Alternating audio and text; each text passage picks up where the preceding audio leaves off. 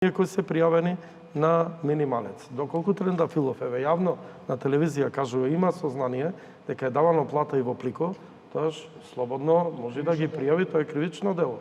Го кажувате пред јавност, пред медиум.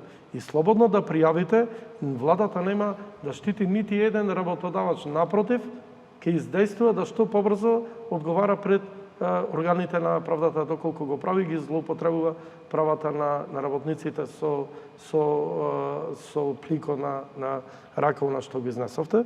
И една друга вистина што треба да знаат граѓаните, во Македонија имаме околу 130.000 вработени во јавниот сектор.